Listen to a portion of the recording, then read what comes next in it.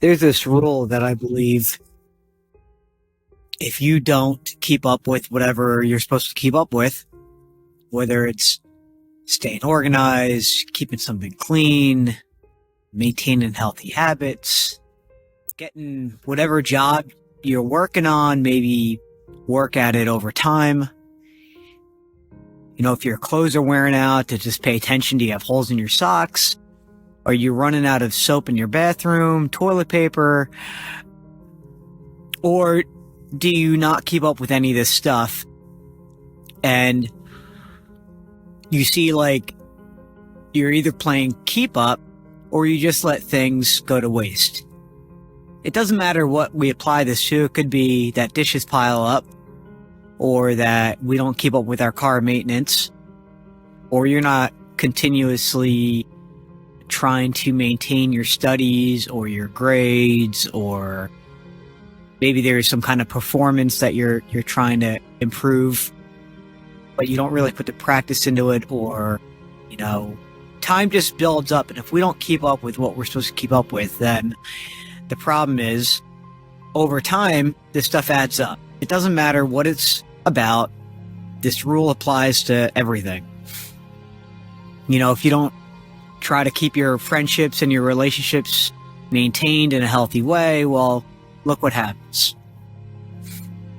But I'd like to apply this rule to ourselves, meaning, do you take time for yourself? Do you take your time with yourself? Do you allow yourself to contribute to your life in a way that helps to maintain and therefore even increase its ability of being happy? So no matter what we apply this rule to, even though it applies to everything, it has to apply first to ourselves, to care about ourselves, to take care of ourselves. And to me, that means, you know, it's okay to have your opinion. It's okay to be wrong. It's okay to, you know, try to come up with a great idea and it fails. It's okay to look awkward or insecure or be embarrassed. It's okay. All that's normal. It's okay to, you know, not know exactly what you're doing, or think you know what you're doing, or try to do what you're doing and you're doing it in a good way. And it's okay to look confident. It's okay to look secure. It's okay to do good, right? It's okay no matter what you're doing to do it to your ability, or we could even say the best of your ability, right? And it's okay to not try. It's okay to know when you're not trying and why you're not trying. It's okay to just be yourself, right? And that's the whole thing. There's a lot of people that aren't okay with themselves. So what they do is they compensate by trying to be better than everyone else. And that means they're always having to be right. They always have to have the upper hand on whatever it is, always going to have the last word. And people like this usually don't really care what other people think or feel, especially the people closest to them, unfortunately. They're all about perfection. They're all about getting their way. And I'm talking the opposite of that. I'm talking about not getting your way and being your way, just being the way you are.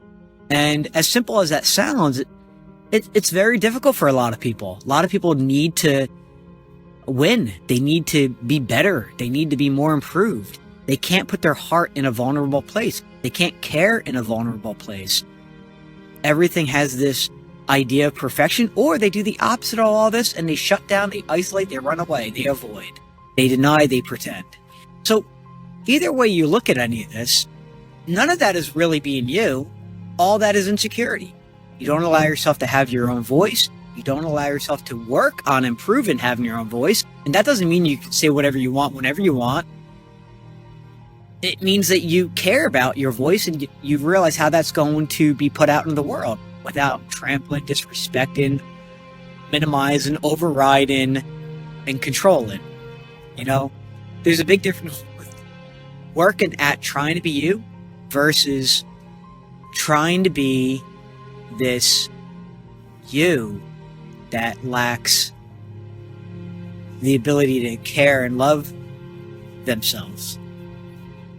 There's a big difference of how all that works, quite simply because how someone just feels about who they are. If that can't be worked at, right, then it definitely can't be maintained, right, because you're not working at it.